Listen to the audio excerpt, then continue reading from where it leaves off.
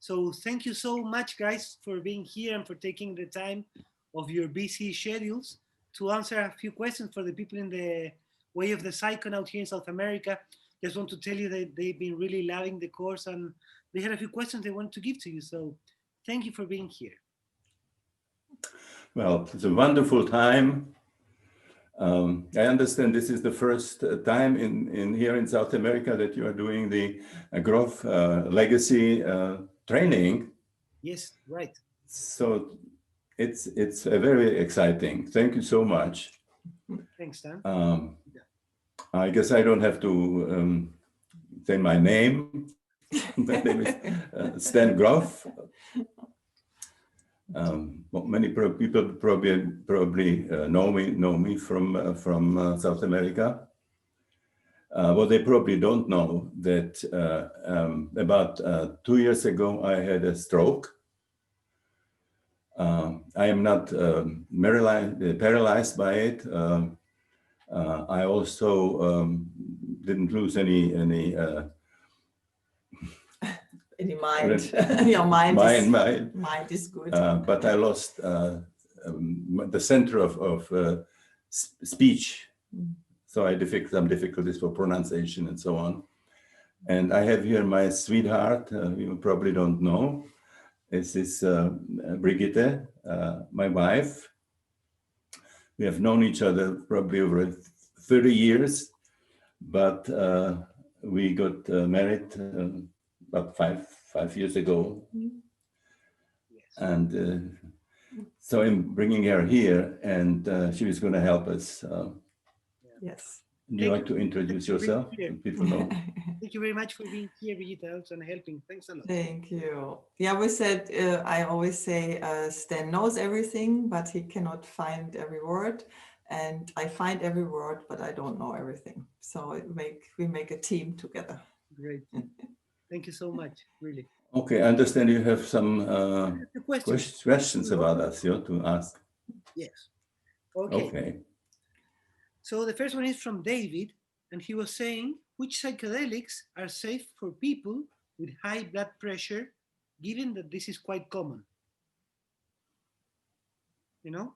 And this says, I understand LSD and psilocybin are safe if the high blood pressure is controlled with medicine. Is this so? Yes, but it's, I think, very important to say that this is most important problem in holotropic breathwork and also in psychedelic sessions to deal with cardiovascular problems. That's a major contraindication. And now the question is, what happens if somebody had, for example, blood pressure and it's controlled? So there are quite differences between the sessions and the substances.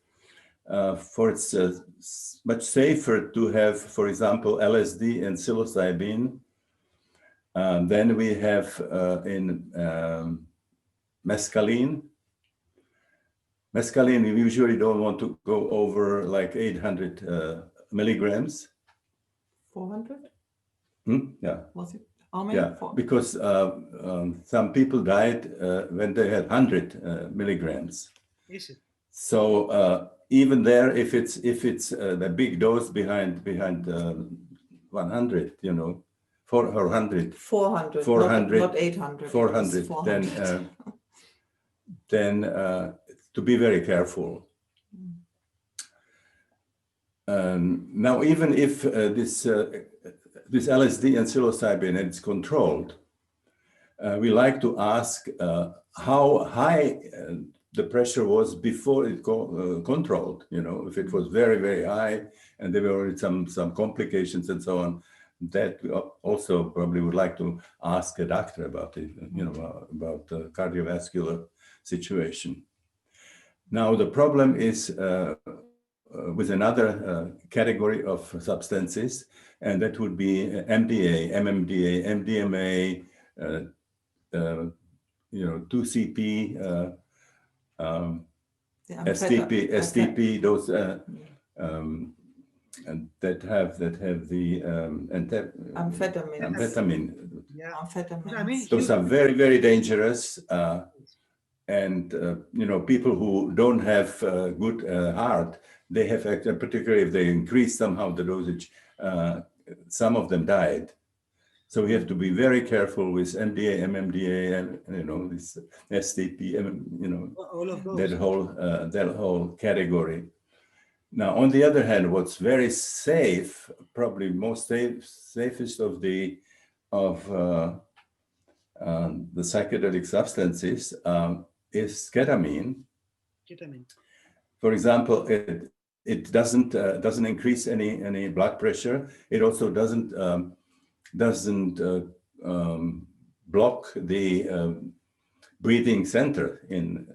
So this is what they were using, for example, in Vietnam, or they were using it. The surgeons were using it when found somebody in the highway in the middle of accident, and they didn't know any kind of history of them. So this always bring ketamine because that's just by the safest substance.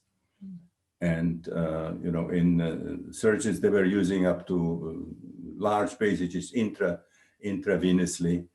And so the kind of dosages that we would use normally are very safe. Very safe. Okay, great. Yeah. Thanks, Dan. So, you say the ones with the amphetamines are for sure the less safe, no? MDMA and those are the ones you should be even more careful, no? Mhm. Yeah. But that was Physically. Yeah. basically. And how about ibogaine? Ibogaine?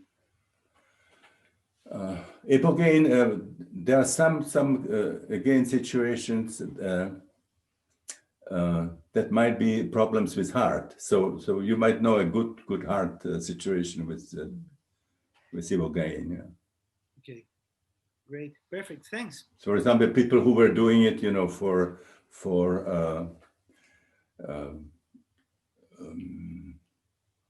they're doing it. I think in Florida, they were doing it for patients who were taking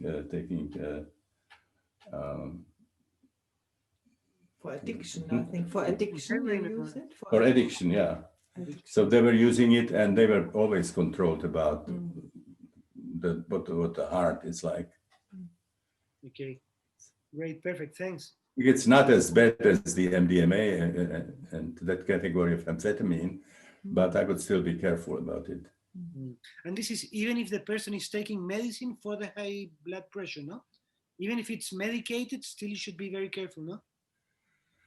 Yeah, well, there are some things where we would not really want to do it, which would be like if it's somebody who has a history of heart attack, for example, if somebody has like myself, a stroke, pacemaker. You have a pacemaker. That's not a problem. Okay. But something like You have the big heart, the big. Aneurysma would be very dangerous. Very dangerous, because when the pressure increases, that it can break. So these are serious heart problems. We really don't want to do probably anything. Great, super. Thanks. So should we move to a second question? Sure. So again, David was asking, the second question is, let's say a child is born by cesarean at 37 weeks because the mother has preeclampsia. He goes then from BPM 1 straight to BPM 4 because of the cesarean, no? Without any contractions, as there is no BPM 2 or 3. So the first part is, what consequences could this have for that person being born through cesarean? No? That's the first one. Okay. So the question here would be, what the reason happened that there had to be a very early section C. So if it was some really bad situation like toxicity or the The RH incompatibility you know, of the parents. When, for example, there's a father who has the P RH positive, and the mother has RH negative. Negative, you know, there could be very bad situation during the whole prenatal situation. And so when a person would be reliving that, then the prenatal situation would be almost like the second Matrix. like a hellish kind of a situation. Poisonous kind of thing. So again, it depends how serious that was, and what would happen if it's earlier birth. Then usually is a problem of the connection with the mother, because you know there would not be a good the contact of the mother and the child. Right. You know, they would very frequently be in a plastic box, and they would have to be breathing and so on. There would be not any context with people, you know, except maybe incubator. Yeah. Yes. So then in that situation, you know, the situation where we have to, when people get to that place, when they did not get any contact with people, then this is where we are actually helping people. Holding the people. Holding them for that, yeah. For the healing. Okay, now the BPMs. So when I first developed the BPM P, the 1 to 4, this was in the context of reliving birth. You know, this happens only for the certain time. If you have quite a few sessions, that completely changes. You cannot get the fetal elements anyway, the fetal experiences. But when I was doing early these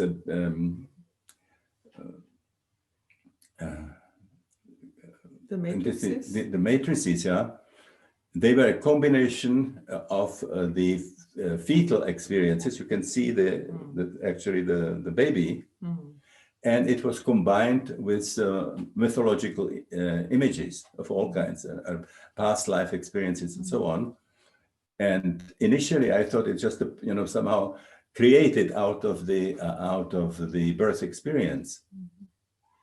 Where I thought that, for example, you can explain from the first matrix the experience in religion, the experiences of heaven or paradise and so on, or then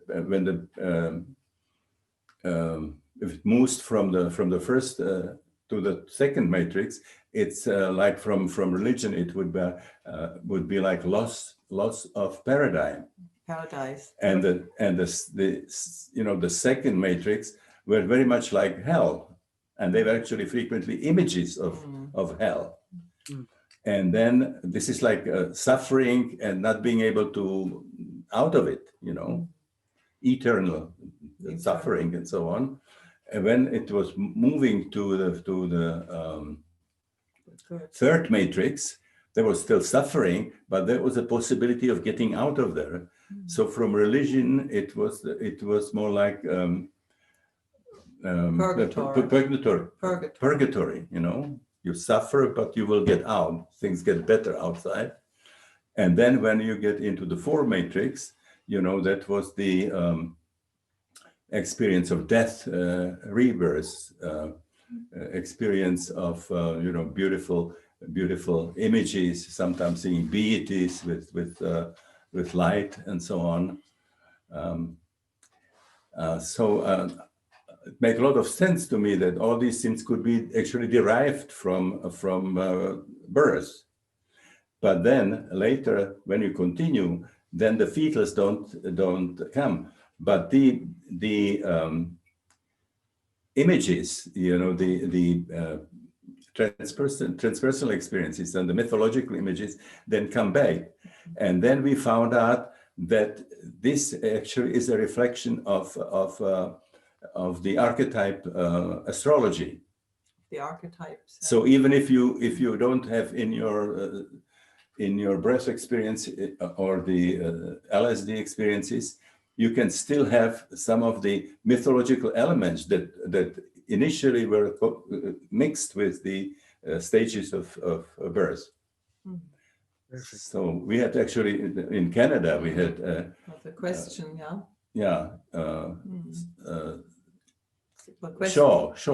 Sean from there asked the question. We had a person with psilocybin and all a typical sort of kind of BPM-3 images, and it was Caesarean. And we say, well, we now really focus primarily on archetypes. And the different matrices are just a specific kind of expression of the stages of birth. But we now look primarily at the psychedelic sessions in archetype. This is really the basis situation. So when somebody would have now a psychedelic session, for example, you want to look at transits. And what it means that it activates somehow the archetype that is related of the transit. And then depending on, let's say, how many sessions happened before or how big the dose comes and so on, that could be this quality of the archetype coming from something that happened to you in childhood, or it takes one of the the BPM, or it would come, let's say, past life, or some mythological things that are related to those kinds of astrological energies. astrological energy. Like Plutonian energy coming anyway, though there was no BPM-3, still would come through. Yes. Wow. Well, you would not see the fetal images. Okay, perfect. Yeah. But you could have a Aztec sacrifice or something like that. So a lot of blood and so on. Things like that. Perfect. So the second part of the question is I think it's kind of answered, but maybe there's a little touch difference. It says, so could this person in a holotropic experience with breathing or psychedelics have the experience of the BPMs, although he never experienced them? So could a person born with cesarea, could he have experience of BPM, let's say 2 or 3, even though he didn't have the experience himself? Well, the BPM then comes from the archetypes. If you have, for example, what I talked about, Sean, I can maybe sometimes show the archetype of it, and the what was happening. There was powerful Pluto. There was powerful Saturn. Mars. All the kinds of things that usually come with the end of the birth. But there was no fetal element in it. Okay. All the rest, but not the. Now the people then ask sometimes also what then would happen if it's the person is a cesarean section. How happens in holotropic breathwork or in psychedelic sessions? So, in that sense, if there was really no exposure to the birth, the biological birth, then that person would have a kind of typical Caesarean experiences, which means the sort of some kind of for example, these images of knives and swords. Gushing blood out of the open wounds and so on. Sometimes the mythological images or the historical images that would come would be like Aztec sacrifice and stuff like that, when they opening the heart and so on. Those kinds of images. And then again, the problem would be from the what happens after, what happens afterwards. Well, but also it's important in the cesarean to distinguish between the selective cesarean and this the is important. Emergency cesarean. Yeah, you can. Some people say I was born cesarean section, and then you find out that it was after 50 hours of when the mother and the child almost died, and this saved them by cesarean section. So you have to be really careful. And I also found some people were born of a cesarean section, but there was a book about an obstetrician. What he was doing, actually, it was important to have some kind of the experience of the exciting in activating the breathing and so on. So give it a run for a certain. So they took out they opened up the cut the belly button, the belly umbilical cord. Well, I mean the cesarean cut. They started the artificial birth. And let them run it for a while, and then gave him or her cesarean section. So they had a little of the experience of birth, and still not a typical typical elective cesarean where you just get pulled out. No crisis, No crisis. But they had both. So the possibility there would be a little of the experience of this, and then they just were afraid of the completion of the birth, so then they take out cesarean. Perfect. Sweet. Thanks. So let's see another question. Paulina was asking. She says, "What difference do you see between the experiences in holotropic breathwork and LSD psychotherapy? How different are they?" Okay, yeah. Well, I would say what is similar is that people would be experiencing some elements of what I call the cartography. So, what can happen? You can have experiences they're coming from childhood, prenatal experiences, or you can experience some of the matrices of birth, or you can have again the same kind of things. In both of them, you can have past life experiences. You can have the archetypal images and so on. So that's really similarity. There's some difference if you would look at two of them. This is ibogaine, or if you look at ayahuasca, there is a little difference because there are some specific kind of images that you can see there. For example, in ibogaine, many people have experiences of going back to ancestors or beginning of the universe, or they go very frequently to some kind of African images, like lions or elephants and so on. In ayahuasca, when people very frequently experience elements from the jungle, particularly anaconda, snake, or jaguar, or some kind of a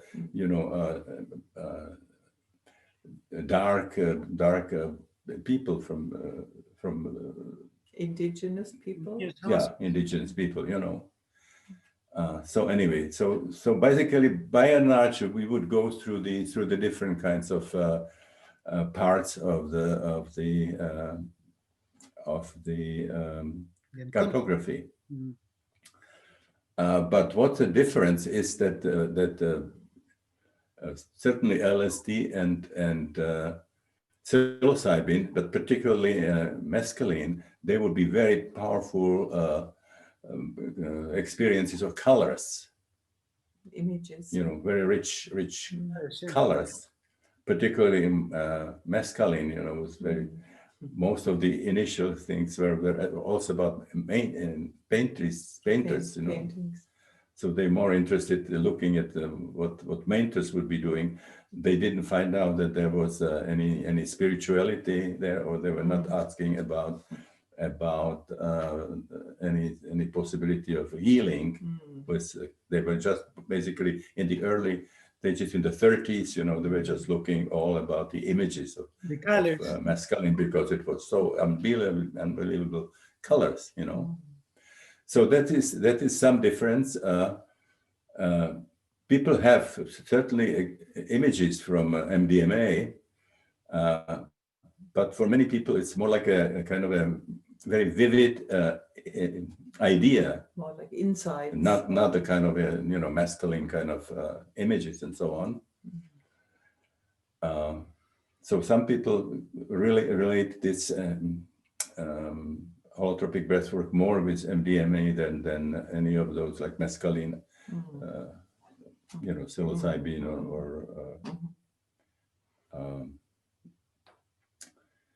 so what else, of course, is that once you are in an LSD sessions, it's very difficult to stop it. Yes. That you say, oh, now I'm ending, we don't like it to holotropic breathwork either, to unfinished, but you can do it, or you can, stop it. And if you don't like something, you have some degree of control. That with LSD, we were very little one. So some people like it, and some people don't like it. Some people say, I would rather sort of the big dose than jump down, and once I'm in the water, I'm going to swim, Sure. And other people like to be carefully, and find out if I like it or not. And this is not very good approach to psychedelic sessions, to say, I'm just going to try it a little. And, it's really much better large dosages that might have a little problem with management, but by much cleaner completion. But again, so with the MDMA, you cannot do large dose. You only do the 125 or so. You cannot make. We don't want to get dose. much. That's physically dangerous. Okay. So anyway, if you want, particularly with LSD, I mean, if you want a bigger dose, you just increase the dose. Yeah. I mean, people have taken 300, 400. I have taken the largest 12. 100. Microgram, It's plenty. And I've known the person who actually took LSD with a suicidal attempt. Had crystalline LSD, so put it like on a little Spoon, yeah. don't And do it. had a powerful experience, but survives and no problems. No physical problems. And in Sanders, when they work with animals, they use dosages there for 100 times that we would ever take. So that's a very, very safe substance. On the other hand, it can really open up the psyche, very powerful. The kind of things like MDMA, very few people have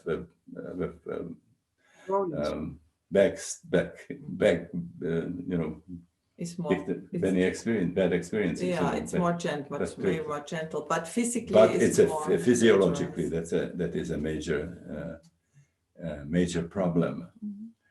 So those are the main things. Well, that also the thing that we can increase if you take a dose, you can have a much powerful experience.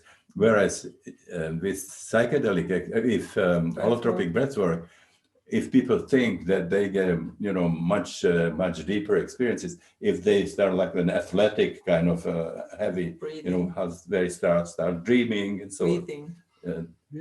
that actually it's It's counterproductive. it's counterproductive. because it's ultimately about a certain quality of your consciousness, how you look at it, and also your experiences of letting go. And to trying very hard to let go is a kind of it's doesn't work. So so that's a major difference. That if you want to do a really bigger dosage, you can increase it very much. With the breathing, the best thing is to go with everything that's happening. Use the inner intelligence of the psyche, and that's the deepest way and the best way of getting out if you really go with what's happening. But also an LSD session is much longer than the breathwork. Yeah, session. so that's many hours. Most people, certainly six hours easily, and some people much longer. Yeah. Totally. And I understand, is there anything you like in particular about holotropic breathwork in the way it works? Do you think there's something particularly interesting in holotropic breathwork itself when you work with breathing? Is there something you see different? Well, you mean how you approach to it in a LSD session as compared to? I mean, for example, I see breath work is very good in the somatic aspects. Energetical blockages, they become very prominent. For example. I found actually that when we started doing holotropic breath work, that the combination of LSD, and the breathing, body work is probably more powerful than I found in LSD, and even at LSD, at least at the end, you have to use the body weight. It's many people. If it doesn't clear it, it's not complete just by the substance, then always you have to do body work. But somehow people get really a lot out of these holotropic breathwork and the body work, whether you do it at the end or if it needs somehow even during the session. Sometimes people can really get out of it.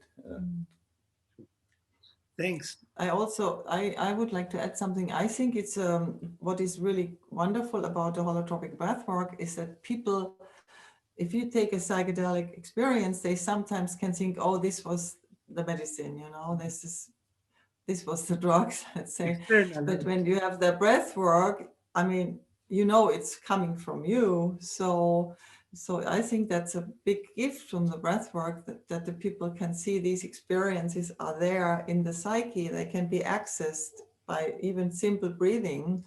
And so that makes it a little easier to own it, Yeah. Another thing in relation to the therapists, psychiatrists and so on, what they frequently said in the past, it says, well, I can be a good doctor and I don't know anything about LSD. It's like a specific kind of discipline,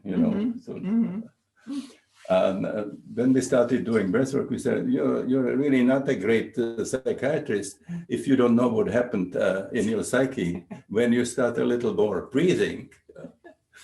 That's a different kind of situation, So that's then something that says about psyche. This is about psyche, and this is not some specialized that that's what I mean. That knows the psychiatrists have to know, Sure. Great. Thanks. Let me see.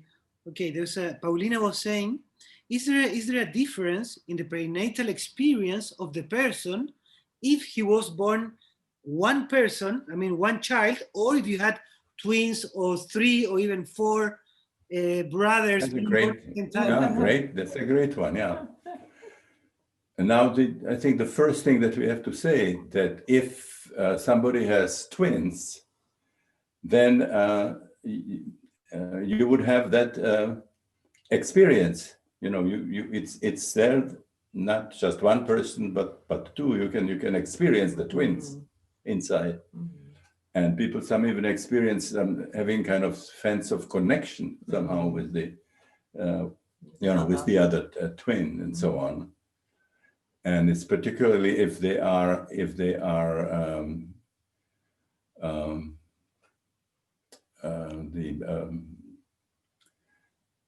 monozygotic, you know. If they are, they come from one egg. Or from two. They're the same. They're basically same, biologically the same. There is a great connection between them. Even afterwards, they have a lot of telepathy and so on. Even if they are separated and so on, there are a lot of very interesting studies that people did. Then they found them. People were put to some other families and didn't tell them where they were, and then finally found it, and they brought them together, and it was unbelievable. Some of them would bring a different kind of necklace, bracelet, or there was very fun of two. They both of them were doing that. They went to the bathroom. they took one. They flushed the twice before they sit down and without knowing each other, without they know never meeting. It's a good one. So anyway, so that's the question is how comfortable would be somehow this one or the other twin. I had a very interesting experience. A friend of mine was doing a sessions with LSD, and he experiences where they had feelings that sometimes were very comfortable and sometimes very uncomfortable, and they realized that he had a twin. And in that case, this was just a sister. This was not just one eye. So there's certain situation where you feel very comfortable, and in other words, uncomfortable. And they found out that it was a situation where the twin was interfering somehow. They had to find some places, when it was comfortable, and some others was very uncomfortable. And the space. What happened that he was very fascinating. He was a mathematician in geometry, and he was worked in Sunnyside in Lockheed, the airplanes. Airplanes. Sunnyvale. Airplane. Lockheed. Yeah, in Sunnyvale. It's in California. Yeah. And they were solving him very complicated problems of three-dimensional images in terms of the airplanes. And so he realized suddenly that how he had to struggle all through the birth or the prenatal state, how they had to deal with the images and spatial images. Okay. And then somehow it became his part of profession. Yeah. Wow. Interesting. So the fact is, in the first place, is that if you have twins, then you have the first one goes first. Yeah. And the other one does all the struggle, and the birth happens, but it's not for that person. So that person has to go once more. So they have a very different kind of experience, which of course psychiatrists don't think about it, because it doesn't make a difference what's happening prenatal. They don't believe there's a consciousness, in the womb, but it is. And Adler, this friend of follower of Freud, believed that actually if you have even two not only these twins, but you have also brother or sister and so on, that the second sibling, the first sibling usually is more wants to sort of more achieve, like an Adlerian kind of situation. They have more driving sort of situation in the world, and can frequently make better results. More leading qualities. And now, if you think about it, for example, this Franz Kalem, who was doing heredity studies with these twins, he found out if there is one egg, the twin, monozygotic twin, that if they develop schizophrenia, that 75% of them would both get schizophrenia. Oh. So, but 15% don't get schizophrenia. And they think that this is the difference between what they call the nature and nurture. You know, if somebody is he's a heredity, he's just the same biological person, and then if they get up, that they take them some different families, and they have a completely different experiences postnatal. You know, and now we would have to change this whole thing because we see there's already a lot of the prenatal situation where it's a difference. If nothing else, we should look at who was the first one, who was the second one, for example. So that whole heredity would have to be changed if we work with, like, you know, either holotropic breathwork or psychedelics. There's even something else interesting with the twins is that sometimes people feel very lonely all their life and something missing, and then later they find out in the experience that they actually had a twin that died very early, so it was not noticed, you know, it was not really developed, but just died in the womb. So they found out that this is why they always feel so incomplete. Yeah, they found actually that when it happened, when one of the twins died, it got mineralized. It was it's called litopedon. It has like a stone instead of, you know, made out of the twin who died during the prenatal state. And then also there could be two twins, and they could have a very different kind of experience. There could be some problem with, for example, connection of arteries and so on. So they don't get such a good supply of what as the other one. So you know, we will have to look very carefully on what was happening prenatal before we start look at heredity. You know, what's just everything out. Yeah. Okay. Thanks. I guess if it's 3, 4, 5 kids, even worse, no? Oh my God! But they usually, I think they take them out cesarean if it's more than 2. No? I think. Yeah. I think so. I'm not sure, but I would imagine. I don't think you have 6 births in one. Well, again, we should, you know, those would be interesting studies, but looking at not just from the time when you're born, but the prenatal. Start out of the prenatal. What happened? You know, would be amazing studies. Makes sense. But of course, first of all, psychiatrists would have to accept that there is even in a prenatal life. Prenatal life, and there's the consciousness in the womb. You know, it's bizarre that's not accepted. Totally. Thanks. So there's another question here, last by Paulina. She says, why does oneself see so many images in holotropic experiences? And do these images have any relation with the astral dimension? Which I myself am not very sure what the astral dimension is actually, no? But do they? Yeah, well, when I would say astral, I think about when you find people who died and still are sort of existing in astral space, and I don't see any specific connection. We have seen those kinds of things. People have experiences in the astral,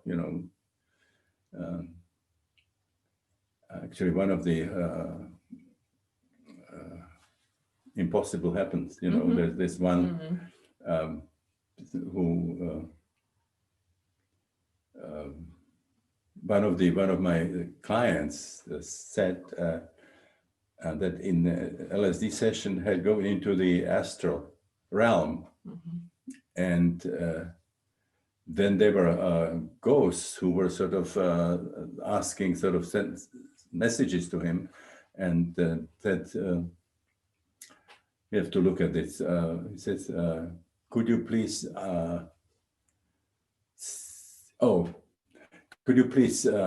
tell your parents of Vladislav if he is being taken care of well? And then he came back and he says he got the telephone number and everything, and the name of the parents. And he said, to be interesting if he send a telephone. And I said, I hope my psychiatrist friends don't tell them, but we called them, and this guy, and can I speak please with Vladislav? And they said, we are sorry he's not here. That he died as I think 2 or 3 weeks ago. So actually, whatever came from this astral, plane, there was the Vladislav who had the name of his parents and died. Yeah. I read that story. That story is also in the book, The Adventure of Self-Discovery. It's incredible, no? That it came with a telephone number, the connection. It's beyond.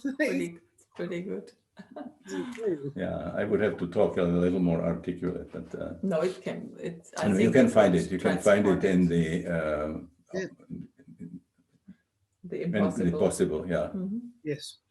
Now the question was, this is kind of interesting. Now Freud, believed something interesting thing, which was that we have in our unconscious, a lot of traumatic memories and so on. And when we sleep, then it sort of is not controlled, and this starts sort of coming and would disturb our sleep. So he talked that what happens, that there's that like an element there that's like a something that's controlled or guardian of the unconscious, yeah. And it translated into dreams. Okay. So the dreams actually control somehow the sleep. Okay.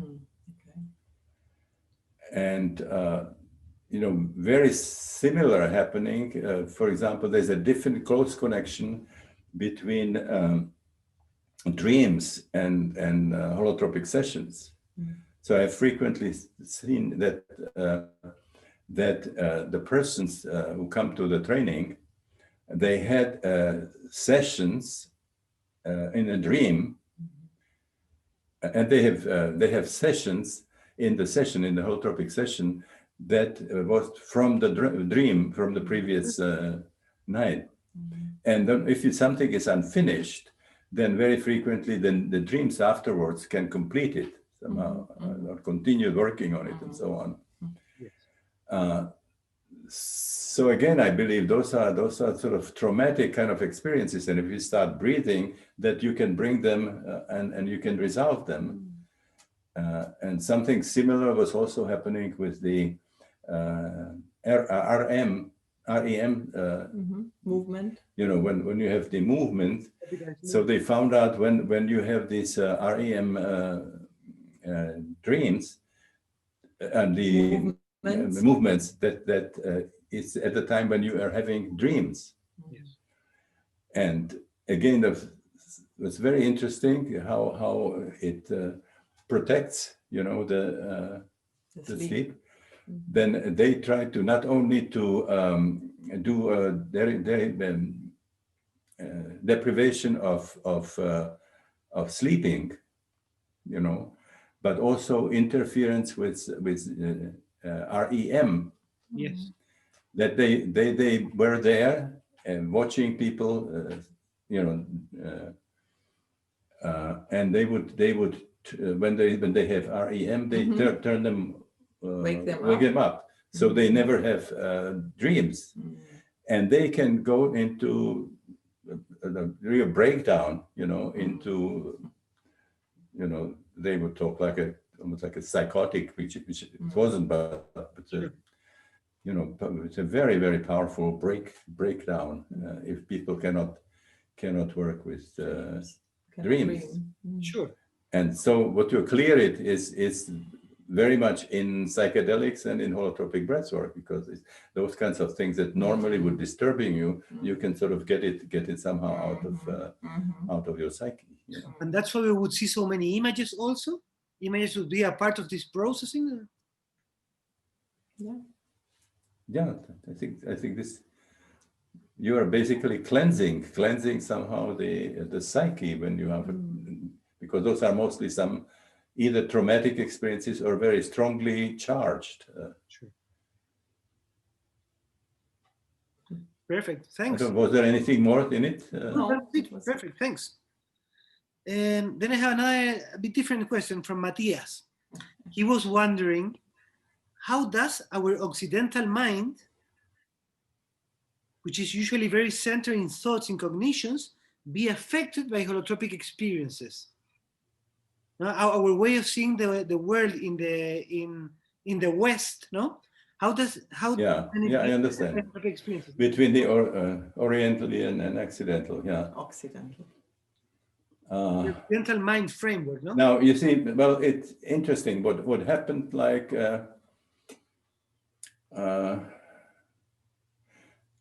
during around revolution of French Revolution and so on.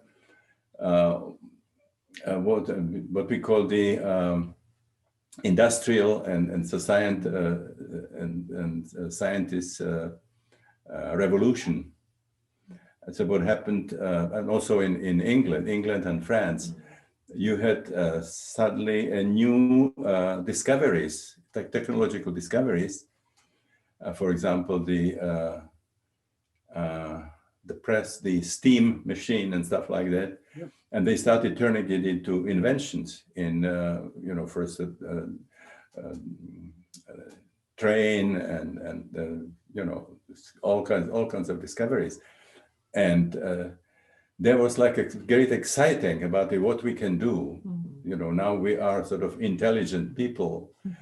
And they started sort of looking at the people from previous time as being sort of savages, you know, or what was happening. Those were the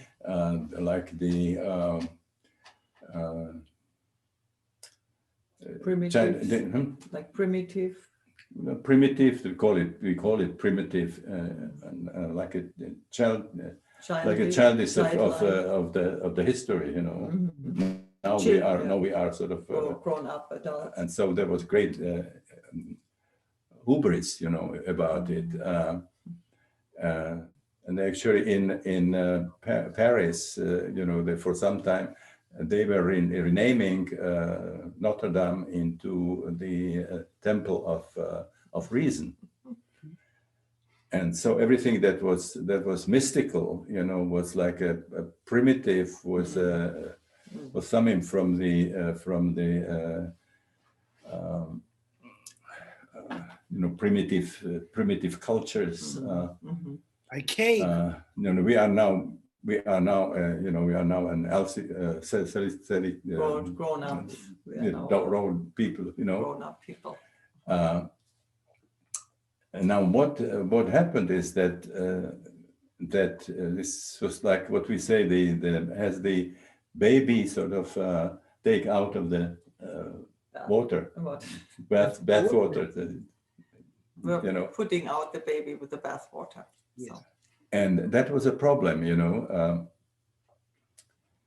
because the mystics, they are not primitive. They can function as everybody fine. But what happened is that in these non-ordinary states, they had experiences from other realms that other people don't know.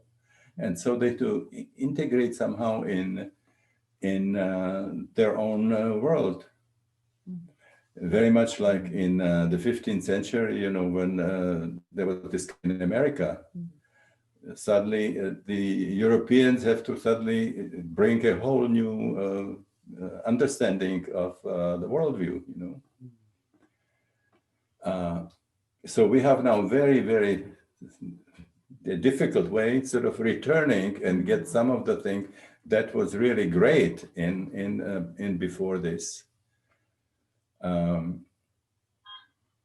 Before this industrial civilization. And so the people who come from this east, this in India and even Japan, Tibet, and so on, they are still have much more of the understanding of that we lost. And it's we have to really somehow get over what these this whole industrial civilization has put over us and basically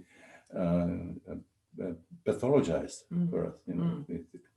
These non-ordinary experiences are seen as psychotic experiences. A lot of people, we had to struggle quite hard to create the concept of the spiritual emergency, and that not everybody who has these non-ordinary types of experiences are crazy, psychotic. So in growth, very much in the East countries, they still, although they're losing it also now, India certainly, and Japan certainly, losing much of that. But still, they have much closer to what the original understanding was. Whereas for us, it was a little difficult, to overcome it. So when we start holotropic breathwork, we usually take about non-ordinary states of consciousness the first evening, to say. We just cannot come with our ordinary psychiatry. We have to create a completely different understanding of the non-ordinary states of consciousness are and how useful they are.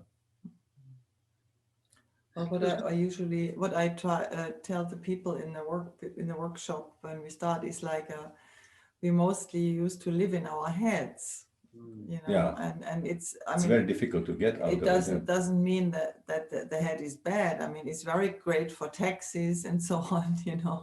It's very good, but it's not good for everything. And so what the work with holotropic states of consciousness, the breath work or psychedelics, is about, that we learn that besides the head, we have another source of wisdom or inspiration or healing in us, which we can learn to connect with, so it's like an additional wisdom, and we are not whole when we just live in the head. And so again, it's nothing bad about the head, but it's not good for everything. So it's about learning to become complete again, and also use that, connect with that source of wisdom and inspiration and healing. So that's my explanation. Also a big difference was there in some of these Eastern countries. They still have much more connection with each other somehow. For example, when we were in China, and where we were in Japan, they have totally different connection with each other. For example, in Japan, we started the breathwork, and we said, okay, well, look around and find a partner. And they just couldn't do it. They was like completely lost. No problem finding a partner, and they just were not able to do it. And there was a friend, American, who has been 11 years already in Japan, and he said they can't do it, but I'll help you. He bring a big gong and say, okay, now walk around, move around, fool around, and when you hear the tang, you have your eyes closed, and when you hear the gong, you look around and you open your eyes, say, whoever is there is your partner. And that was fine, no problem. I said, no, for my Americans would say, what do you mean I cannot find a partner? Well, when we had, remember when we have one of the first... But they said it was too impolite to choose one person would mean reject others. How do you choose one so rather than another, And when we were also in one of the early ITA conferences, International Transversal Conferences, this was in Santa Rosa. This was for the first time. We decided we are going to do a large group of holotropic for some people who already have done it with us and so on. Let's pull them together in a group. And so we said it's probably going to be quite a few people. So we got the largest hall there, and we said bring in just people who have done it already, and then they made some mistake. Somebody forget that this we wanted this big room, and they gave it to there was a Doberman show. Was the Doberman dogs in tuxedos. There was an Doberman dog. What was it? Tuxedo.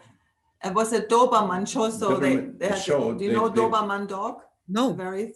They're black, very Doberman elegant. dogs, yes. Doberman dogs. And they were wearing a tuxedo, like a suit. And so they were coming. So they were, coming here for an exhibition. Exhibition. And we in the morning we sort of hear some sounds, and there was an American hymn, Hymn. Yeah. Hymn.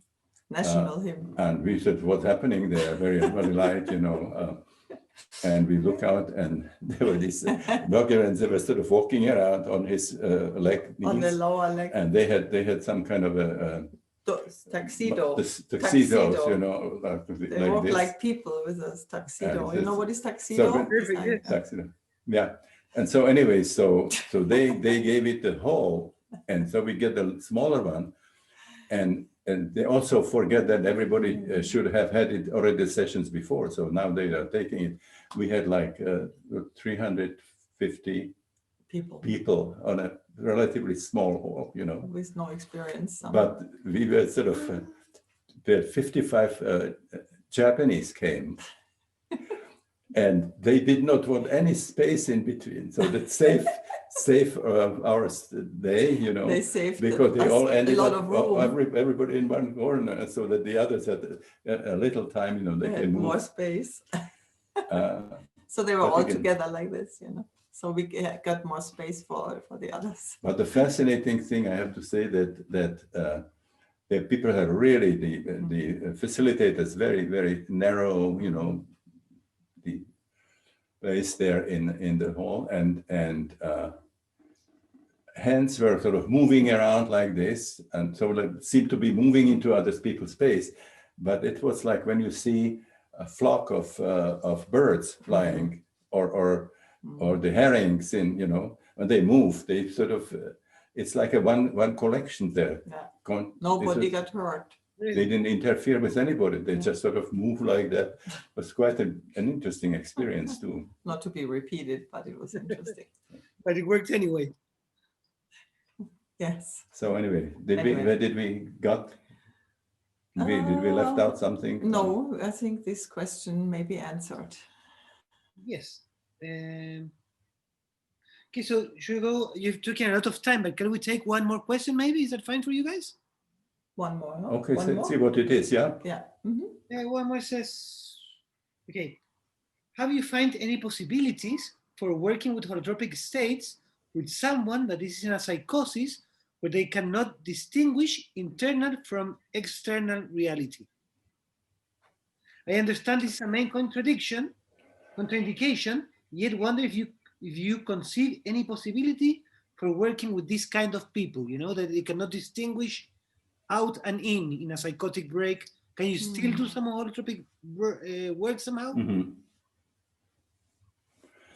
Well, you know that we have a questionnaire that people have to fill before we do the holotropic breath work. And we have there, have you had some psychiatric hospitalization or and we look at it and we always sit out, and before many of them came, and did not know ahead of time. Yeah. It just came up, with this kind of a history. And we brought them to us, and say, so what happened? Tell us what it was. And many of them, what we would consider spiritual experiences. Emergency. Spiritual Emergency. emergency, because it was just screwed up by psychiatrists, that they just didn't know how to deal with this and what it was. And so we very carefully said, although it was psychosis or schizophrenia or whatever, we wanted to know what it was from our perspective. And if we felt it was spiritual emergency, we just take them there. Or, also look at them transits, look at them as astrological. Yeah, but they would be able to distinguish between inner and outer world, and they can function in a group as a participant. That's a different thing. Well, the question was if somebody cannot make this distinction anymore. Well, I say it would still depend of if that person, would be cooperative. told by somebody that they destroying reality and so on. If some people would show something from transpersonal there, they would think that they're they mix some with reality. So we have a quite bigger reality in holotropic breathwork, Yes. If people have archetype experiences or past life experiences, that's part of our reality. This is not the. No, but what I mean is if somebody cannot participate as a normal participant. And when I sort of in Prague, when I had 18 beds, and there was no problem how much time people can spend. Then we work with psychedelics with people who be considered psychotic and and it would not be easily to handle just in a outside. That's what I mean. Medical facilities. So we would also expand it. What we can do, what we would like to do, if we had 20 or 24 hour resistance. Resistance, yeah. Resident. Yeah, if we have our own center, and people can stay there, and people who know how to work with non-ordinary states, then it pretty much expand of what we can do, what we cannot do, what we cannot do, like in a weekend, in a hotel, I would say we have to be out of there for 5 o'clock in the afternoon. We have to be out of this hotel, and Well, I had once an experience. I was doing an internship in America, in California, and a pocket ranch then. It was a place for spiritual emergency, and there was a young woman, and she was really out there. I mean, she had no, she could not function at all in the normal life. And we were just sitting with her, so we had 8-hour shifts around the clock, and we were sitting with her and just let her make sure she was safe and not running away or something, or fall in the pool And then after 4 or 5 days, she came back together, you know. And she was really serious. I mean, she was falling with her face in the plate in eating, or she saw all these things that were attacking her. And it was really, I mean, she was wild, but we just, you know, let it go and make sure she was safe. And then she was back together after 5 or so days. And then I asked her if she would want to do some holotropic breath work, but she didn't. She said she was happy. She was happy she was back together again. You know, I also remember from Chile when we were, and also in Essel and so on, when somebody was really into the wild kind of situation, when you would say, "Oh, this is with this." Some people would think this is a psychotic and so on. But if you get to the crisis and know the ego death or something, that this is a situation where if you work with it, it can just change suddenly within minutes. It can change to a totally different situation. So very frequently people can be just remember I remember one of these people in Chile was there. Yes, one of those. But those kinds of things can also change life in one afternoon. You know, if they really are in this very difficult place, and then they bring and can break it, open it up, that can be just completely different kind of situation. Yes. Great. So I mean, so it's important to get this kind of really safe places if you want to go into working with people with very serious problems, no? With a good context, would be more reasonable, no? Yes. Yes. Yeah, the setting must be. You know, when people would look at the we have in our book about holotropic about spiritual emergency. Spiritual emergencies. How you would try to differentiate somebody who would be really have kind of a problems with our work with breath work or psychedelic sessions, and where we would feel comfortable to work with them. You know, there's a whole description of the whole list you have there, in fact. Yes. Yeah. Thanks. Well, guys. Thank you so much for your time, no? And I want to say to you both, and also to you, Stan, people have been following the course for about 6 months, no?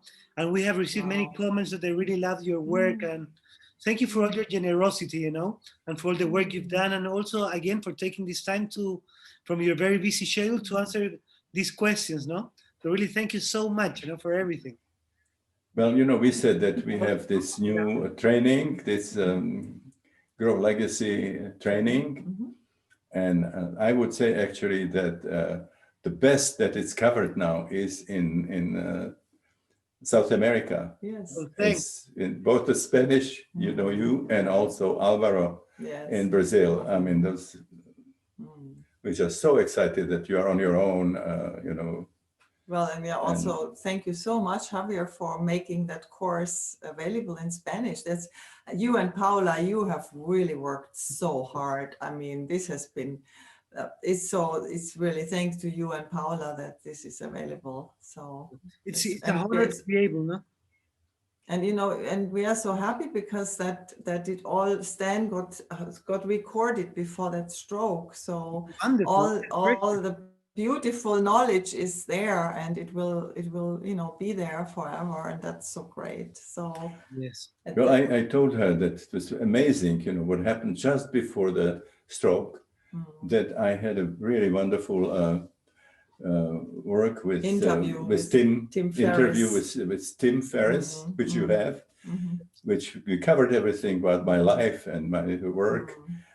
Almost like 3 hours, you know, wonderful. Unfortunately, we couldn't use the video because they wanted to have these earphones.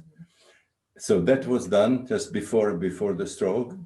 Then I finished the movie. Everything where I had to talk in the film was done. Of course, there was a lot of other work that had to be done. And the both psychonauts were finished. Incredible, the books. It was perfect timing, no? Yes. Yeah. And we have a very special news for you today also, is the film now is available, and it has the movie The Way of the Psychonaut about Stan's life and work, and you can get it with Spanish subtitles, and and you can download it for your computer with the subtitles, and you can just watch it and you buy it or watch it, or you can also give it as a gift to somebody. And if you want to make a bigger event for, you know, a group or a conference or something, you can license, you can get a screening with Susan, which you get in a better quality, in a higher resolution. Oh, that's wonderful. So this is all there. And a lot of the other interviews. You know, there's a lot of also what people could read or see. A lot of the interviews of the actors who were in the movie. Yes. But Susan made like one and a half interviews with all of them. So that Fritjof Capra, you know. We've been following. So you can also buy that as a package, the film and the interviews. But the interviews are only in English. They don't have the subtitles, but they are very nice. Yes, so far. Javier is already getting ready. And one thing that will be happening, that will tell you, which will be another movie come, which I did the interview with two wonderful painters. Which was Martina Hoffman, not a friend of or not a relative from Albert Hoffman, but and Roberto Venosa, who was her husband, who died. But we did like, I think, 8 hours of interview with them, and it's go down to about hour and a half. You know. Amazing interview. I just only saw so we will tell you, and people can nice. Watch it, Somebody or it's can be also bought. On her website. I want to talk to her. Beautiful images there. Well, anyway, thank you for being interested in this course and taking that wonderful course, and we hope you enjoy our day today with us. And you know, when we traveled with you, with Javier and Paula and all unbelievable places, and we just can't wait for it again. We can sort of walk around, and maybe we can do some more adventures together. Somewhere. Adventures, no? So again, guys, thank you so very much. Really, be well, and thank you for everything. You're welcome. Okay. Much love. Bye-bye. Bye-bye.